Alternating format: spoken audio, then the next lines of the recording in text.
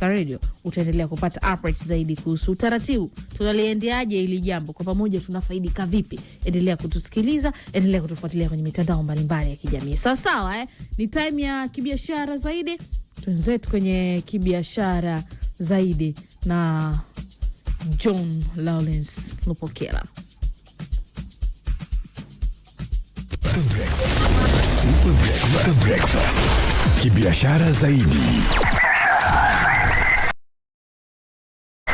Yes, karibu sana kwenye kibiashara zaidi, sehemu pekee ambayo inakupa nafasi ya kufahamu uchambuzi wa masuala ya uchumi, biashara, digital economy pia na fursa mbalimbali. Na mimi ni kualika, langu jina ni John Lawrence Lupokela. Sasa tulizungumza mengi sana, na kubwa zaidi tuliangalia na kuchambua ripoti ya CAG baada ya kuachiliwa rasmi mwezi March.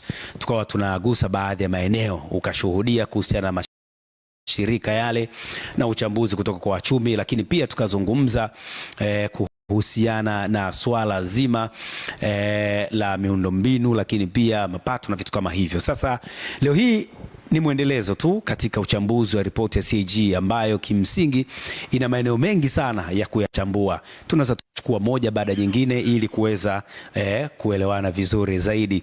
Na moja ya taarifa ama moja ya kitu ambacho kilizungumzwa katika ripoti ya CAG ni kuhusiana na swala zima la ukusanyaji wa mapato nchini Tanzania, ambako kwa mujibu wa ripoti ya mdhibiti na mkaguzi mkuu wa hesabu za serikali CAG, alisema bajeti ya serikali mwaka 2024-2025 ilifikia trilioni 50.29, wakati mapato yaliyopatikana ni trilioni 47.82, ikiwa ni sawa na utekelezaji wa 93.11.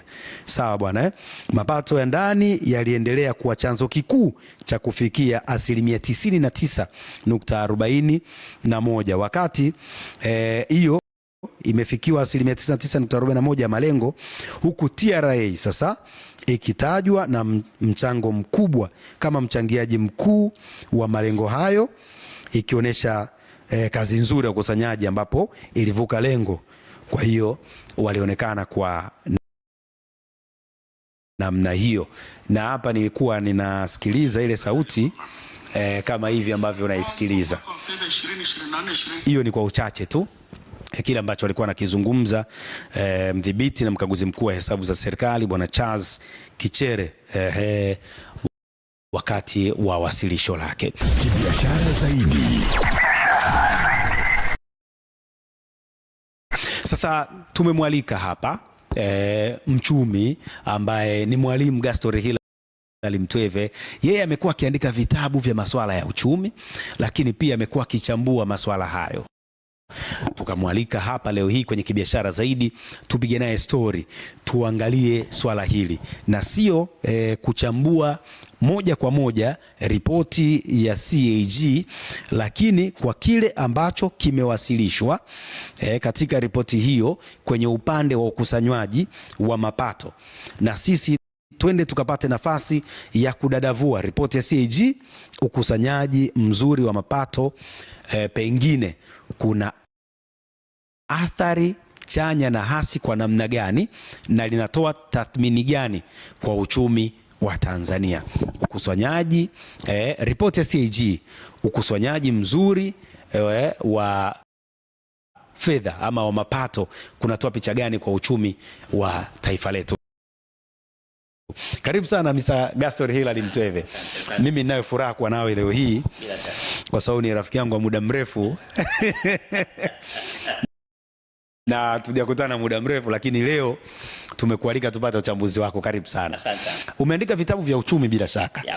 Si vibaya ukatukumbusha ni vitabu vinahusiana na mambo gani hasa? Vinahusiana na mambo ya uwekezaji wa pamoja, jinsi ya kuwa na mfuko wa dharura, jinsi ya kulipa madeni na kuanza kuwekeza, na vingine vingi. Bila shaka bwana, umesikia, ukiangalia ni vitabu ambavyo vinahusiana na uchumi moja kwa moja, na ndio tumekualika leo ili tulizungumze hili. Na pengine kwa kuanza tu, ripoti ya CAG wakati inawasilishwa kwa Mheshimiwa Rais wa Jamhuri ya Muungano wa Tanzania mwezi Machi tarehe 30, sio? Moja jambo ambalo limezungumzwa ni ukusanyaji mzuri wa mapato, lakini pia vile ambavyo bajeti imefikiwa. Kwa taarifa hii inatoa picha gani hasa kwa uchumi wa taifa letu? Naam, kwa kifupi kabisa, kama ukusanyaji ni mzuri, manake inaleta picha chanya ya uchumi, katika maana ya kwamba uchumi wa nchi hii unategemea kipato. Ili useme uchumi, na maana kuna vitu vinafanyika, uzalishaji na utendaji haviwezi kwenda bila kuwa na bajeti. Hasa bajeti iwe na pande mbili, makusanyo na matumizi. Tumeona upande wa kwanza wa ripoti unaohusiana na matumizi, changamoto ndogo ndogo zilizoongelewa pale, lakini kwenye makusanyo sasa, ili watumie, ili wajenge vinavyojengwa, lazima awepo mtu aliyeleta pesa. Hapo ndipo kwa asilimia kubwa TRA wamepewa hiyo dhamana, ukiunganisha na mamlaka zingine kama halmashauri na mamlaka zingine za serikali. Kwa hiyo kama amekusanya kufikia lengo, ina maana kwamba vile vyote tulivyopanga vitanunuliwa kutokana na makusanyo ya TRA, manake vitanunuliwa. Hilo la kwanza ni mchango chanya kwa uchumi, lakini la pili ni mchango chanya katika maana ya kwamba kitendo cha kukusanya kuzidi lengo, manake miaka mingi huwa inakuwa chini ya lengo. Pale palipobaki inabidi mkope, mnaongeza ukubwa wa mikopo aidha ya nje au ya ndani. Kwa hapa kile walichopangiwa trilioni 31 wameleta zaidi ya 31. Ina maana kwa portion ile hatutahitaji hela yoyote kutoka kwenye chanzo kipya kingine. Na la mwisho, tunapunguza utegemezi wa nje. Kama mwaka huu wamefikisha hapo, manake hii bajeti mpya tunatarajia watapewa makusanyo mengi zaidi, ili kuendelea kupunguza mikopo na madeni yasiyo na tija kutoka kwenye vyanzo vya nje kwa ajili ya kufinance bajeti yetu ya mwaka husika. Okay. Vipi kwenye nyanja ya maendeleo, ama tuangalie athari sasa za moja kwa moja? Pengine kunaweza kukawa na athari ya watu kubinywa kutokana na makusanyo, la kunaweza kukawa na athari chanya za kimaendeleo kutokana na ukusanyaji, maana nyinyi wenzetu mpo kwenye uchumi. Vyote viwili vinaweza vikatokea. Kwa namna gani? Ndio natamani tupate huo uchanganuzi. Kitendo cha kuweza kukusanya vizuri kinaweza kikawa na athari chanya kwenye maendeleo hata ya waliokusanyiwa, kwa sababu ukiangalia kwa hii miaka ya jirani wameimarisha mifumo ya ukusanyaji. Kuna wafanyakazi ambao tunajua baadhi wasio waaminifu, makusanyo haya yalikuwa yanaishia kwenye akaunti binafsi. Sawa? Kwa kitendo cha kuleta mifumo, yawezekana wananchi wa kawaida hajaongezewa mzigo, lakini zile zilizokuwa zinaingia kwa wale ambao sio waaminifu, kwa sababu waaminifu wapo na ni wengi, lakini wasio waaminifu pia wapo, kwa walikuwa wanatumia ile upungufu wa mifumo kujinufaisha. Kwa hiyo yawezekana yamefikiwa makusanyo kwa sababu mifumo imeimarishwa. Watanzania wamekubali sasa kwamba ile ukinunua dai risiti, ukiuza toa. Sasa kitendo kile, maana hela inaingia moja kwa moja kwenye mfumo. Ilikuwa zamani unaweza kufanya biashara hata milioni 10-20 na usiondoke na risiti yote, maana hii hailipi kodi. Hizo unaona kama sababu za mafanikio yao. Naam, hizi ndo sababu. Na sio sababu tu, ni kwa jinsi gani raia wa kawaida anaweza kawa hajaminywa, makusanyo yamekamilika na raia hajaminywa. Katika maana ya kwamba tumezuia mianya. Sawa, hilo la kwanza. Lakini la pili, makusanyo haya yanaweza kawa na taswira hasi kwa raia kwamba yawezekana ameongezewa kodi, na hili nakubaliana nalo. Kuna baadhi ya kodi ziliingia hapa katikati kama tozo za kwenye miamala na nini, zile wananchi wengi walilalamika. Ongezeko za gharama za importation, kuingiza magari au bidhaa, una muda mpaka wafanyabiashara wa Kariakoo waligoma, ikabidi serikali kae nao. Lengo lilikuwa ni haya makusanyo. Kwa hiyo huu ni upande hasi ambao kidogo lengo limefikiwa, lakini kuna watu pia ilibidi jasho litoke kidogo, walie kidogo. Kibiashara zaidi. Sasa natamani kufahamu ongezeko la ukusanyaji hili ambalo tunalizungumza linaashiria pengine mazingira mazuri labda ya biashara kwa namna unavyoona, linaashiria pia, linaakisi pia vile ambavyo tunaviona kwa wafanyabiashara, ama linaakisi pia kupanda kwa uchumi wetu? Pato la taifa linapimwa kutokana na vitu vilivyozalishwa na kuuzwa ndani ya nchi kwa mwaka husika. Kwa hiyo kama tumeweza kukusanya trilioni zaidi ya 32, ina maana. Lakini kuna mwingine anaweza akawa anajiuliza ukusanyaji kama huo labda wanasifiwa mamlaka na vitu kama hivyo. Tumeshuhudia sehemu kadhaa zikitajwa kama sehemu ya watu wamekula. Tusiguse huko. Kuna sehemu fedha imepotea na nini Arusha. Sawa? Alafu mwananchi anaambiwa bwana, uwanja ilibidi uwe hivi, umekuwa hivi. Hii ilikuwa hivi, hatuzioni. Alafu wewe kwenye makusanyo uko juu. Uko juu, unaambia sasa. Kwa hiyo hizi amefika lengo ili hawa wakatapanye, si ndio? Kwamba sisi kitendo cha TRA kufika lengo wa kusifiwa, pamoja na ukiacha na serikali juhudi zao, wa kusifiwa ni mlipa kodi. Kwamba mlipa kodi amejitoa kadiri ya walivyotaka ajitoe. Lakini malipo ya kwa mlipa kodi ni kwamba vile vilivyotajwa kwenye bajeti itatumika hela hiyo, basi vifanyike. Kwa visipofanyika, hii temu mpya anaweza kukutana na vikwazo vya ukusanyaji wa kodi, ushuru na vitu vingine, kwa sababu watu wataona kwa nini ni wape alafu ziende zikatumike vibaya. Hasa mantiki yangu nilikuwa nataka kufahamu sasa, kwa mwananchi wa kawaida anaposikia kama hivi, yeye return yake anaiona wapi? Yani kwamba unakuta labda sawa, TRA inasifiwa imekusanya vizuri na vitu kama hivyo, mwananchi labda naye amehusika kwenye kutoa kodi na vitu kama hivyo. Ukiacha kwenye upigaji huku upande wa mwananchi, yeye atathibitisha vipi kwamba sasa nchi yangu kile kinachokusanywa na kiona kinaendelea? Si unaelewa vizuri? Labda zinaingia kwenye maendeleo sasa, au anaziona wapi? Kwa mwananchi hawezi. Kwa sababu iko hivi, mwananchi ndiye aliyemtuma TRA amkusanyie pesa. Sawa? Halafu baada ya kumkusanyia amewatuma viongozi wa serikali wakatumie kwenye maeneo ambayo wanapaswa kuyatumia. Mwananchi hawezi akafika kila daraja akaangalie barabara. Mtu pekee jicho la wananchi ndo mkaguzi na mdhibiti wa hesabu za serikali. Zile hesabu anavyozirudisha, ile ripoti sio ya rais. Ile ni ya wananchi. Na ndo maana inasomwa. Kwa hiyo jicho la mwananchi ni CAG. Kwa CAG ndo atakuja kuambia bwana, zile hela zenu zimetumika sawa, zile hela zenu zimepotea, zile hela zenu hasielewi zilipo. Kwa hiyo mwananchi kupitia ripoti ya CAG, hiyo ni bajeti kuu ya nchi. Lakini mwananchi inabidi anzie kwenye ripoti yake ya pale pale, hata mtaani kuna makusanyo yanafanyika mtaa, kijiji, kata. Yale sasa ndio inabidi akae kwenye mkutano asikilize matumizi yake. Lakini ya nchi hana uwezo wa kufanya hilo. Amemtuma CAG amwangalizie, ampe summary ya nchi nzima, hela zetu zilienda wapi na wapi na zimetumika. Kibiashara zaidi. Natamani kufahamu kwa wewe sasa, unaweza labda kuwaambia TRA ama kutoa ushauri wako wakati wanasimama vizuri kwenye kukusanya. Unafikiri labda unaweza kuwashauri nini katika swala zima la mbinu zaidi za ukusanyaji, au kitu gani zaidi kifanyike kuendelea kuwa vizuri? Kwa sababu kuna wakati wafanya biashara huwa wanalia, utasikia bwana, mbinu unazozitumia labda si sahihi.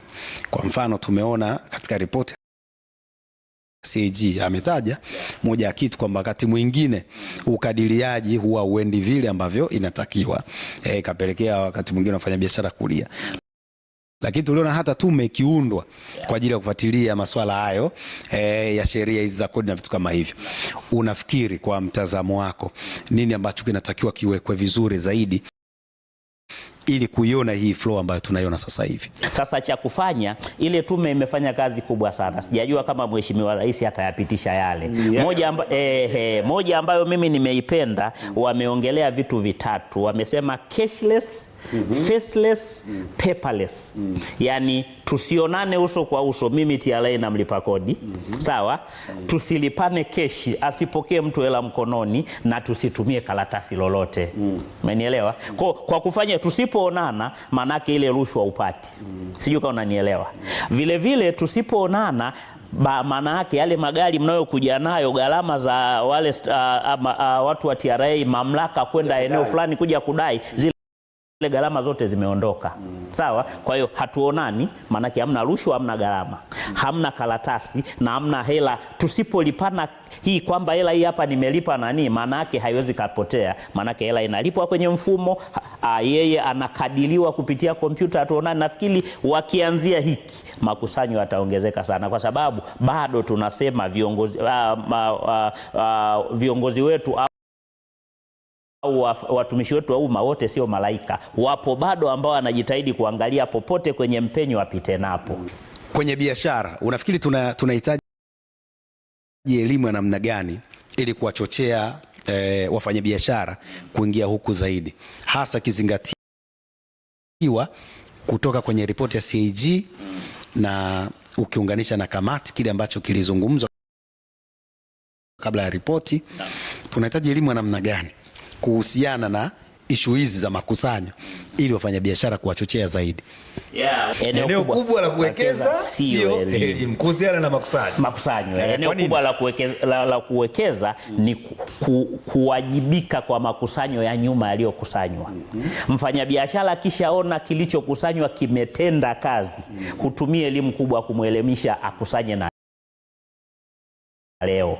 Lakini kama umekusanya halafu anaona kimetumika vibaya, hata awe na elimu nzuri kabisa kuhusiana na makusanyo, hawezi kuleta. Kwa msingi, uwajibikaji wa viongozi wetu au mamlaka zetu kwenye matumizi ya pesa zilizokusanywa.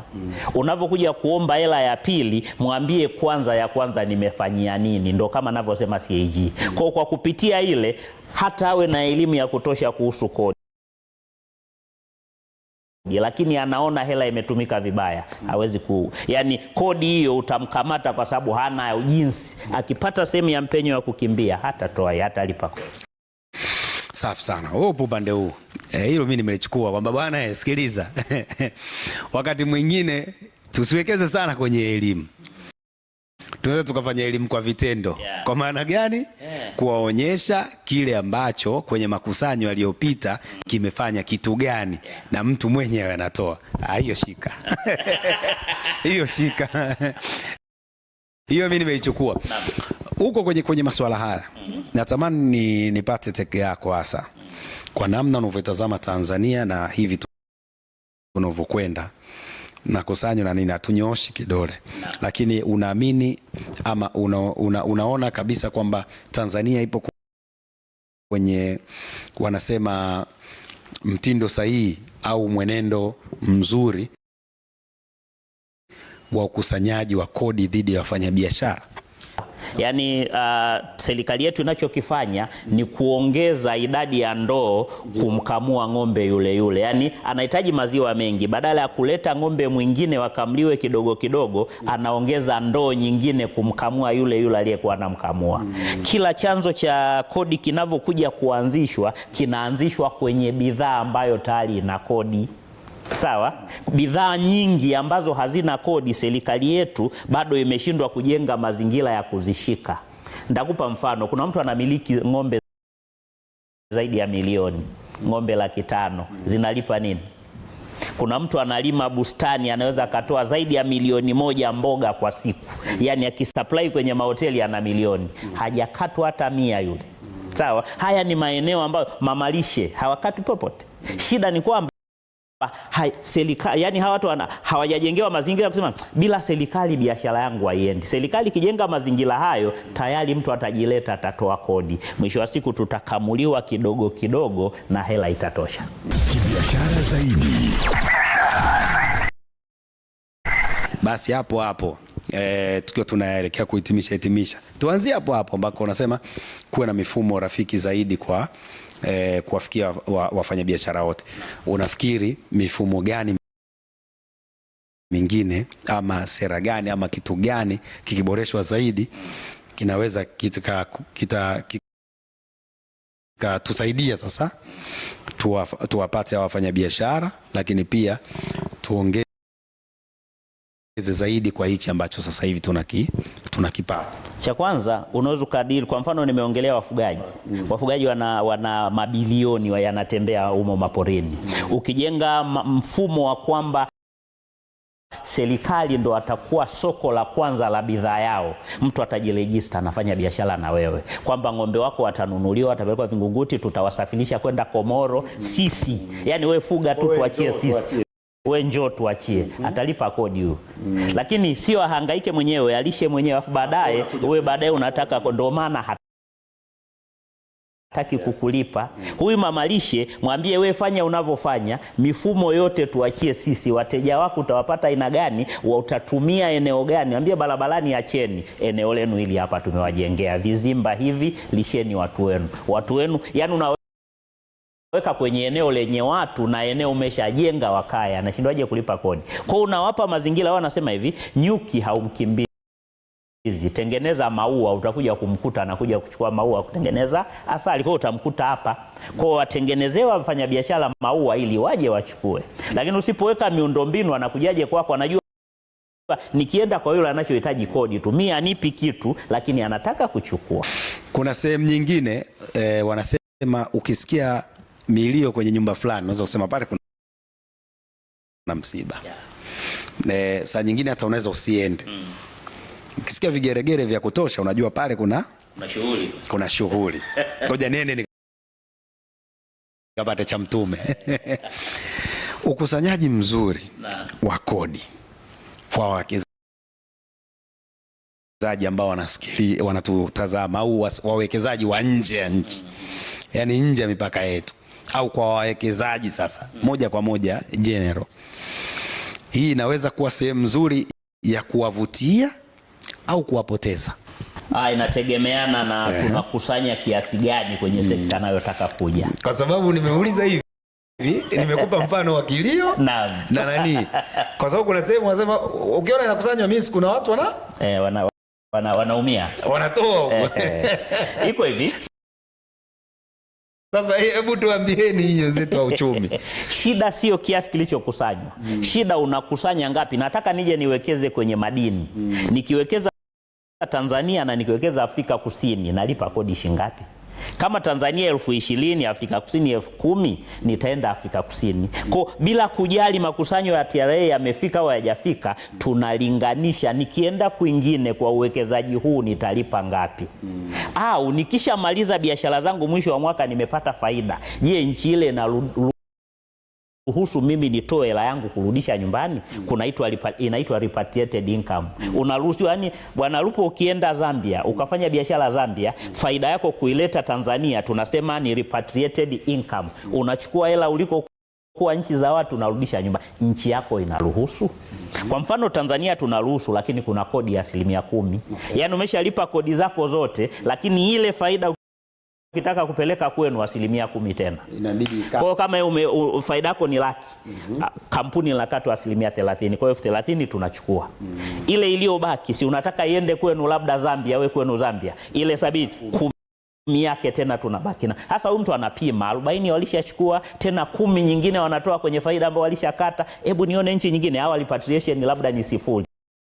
Bora niende. Kwa hiyo hii huwa ni kama kodi ya kuzuia mtu abakize hela hapa. Kwa sasa mwekezaji anajiuliza haya yote, repatriation rate yake hii 30, nchi zingine ni shingapi? Serikali inanisaidiaje? Okay, nimelipa 30% kodi. Je, wana mchango gani kwenye ukuaji wa biashara yangu? Ikitokea nina wakati mgumu, je, wananipa period ya kujisikilizia bila kulipa kodi? Hayo yote ndo yanaleta mwekezaji, au mwekezaji anasikia kilio au vigelegele. Hebu tuongee na wafanyabiashara sasa, wape darasa kidogo. Wewe ni mkufunzi, umuhimu wa kulipa kodi kwa wafanyabiashara. Na umuhimu wa kulipa kodi kwa wafanyabiashara, cha kwanza wanafanya biashara kwenye miundombinu ambayo serikali imeweka, katika maana ya kwamba wafanyabiashara hawana wateja. Hawa wateja ni wa serikali. Si sawa? Kwa hiyo serikali inajenga mazingira ya kwamba unakutanishwa wewe na huyu raia ambaye ni wa kwao kwa kulipia. Yaani maanake hapo ni kama unalipia mazingira ambayo wameyajenga. Kwa hiyo cha msingi ni kwamba wafanyabiashara wanapaswa kulipa kodi stahiki ili sasa mazingira haya yaendelee kuwepo. Ili kama nataka agize mzigo toka China, kama kuna changamoto ya bandarini, hela hii itaenda kurekebisha bandari, itarekebisha barabara kuwapelekea watu ambako bidhaa inabidi zifike. Kwa kupitia serikali wanamfikia mteja wake mpaka wa mwisho kabisa kijijini. Vinginevyo bila kodi una bidhaa daraja hamna, manake wewe utauzia wangambo hii tu, kule hawawezi ku. Nikupe nafasi ya kuhitimisha na kumalizia pengine katika ile ambayo tulikuwa tunalizungumza, lipi unamwachia huyu anakuwa anatazama? Na mpenzi mtazamaji, labda niseme kwamba ulipaji wa kodi ni wajibu wa kila mmoja kwa mwananchi, lakini kwa viongozi wetu pia tuambie uwajibikaji kwa kodi zetu zilizokusanywa ni wajibu wa kila aliyepewa pesa zetu. Kibiashara zaidi. Mr. Gaston Hilary Mtweve, ni kuite mchambuzi wa uchumi au mwandishi wa vitabu vya uchumi? Huyu ni mchambuzi wa masuala ya uchumi na ameandika vitabu vingi sana vya masuala haya ya fedha, yani uchumi na vitu kama hivyo, ambavyo University Talent Competition itakuwa ni nafasi bora. Hii itahusisha washiriki 40 bora kabisa kutoka zaidi ya vyuo 25 ambao hao watapanda jukwani live kuonesha ushindani wa vipaji vyao, na mshindi atapatikana na zawadi zitatolewa, ikiwa pamoja na kupata promotion rasmi kutoka Planet Bongo East Africa Radio. Sasa hii ndio imekuwa msingi au imekuwa kazi mama ya East Africa.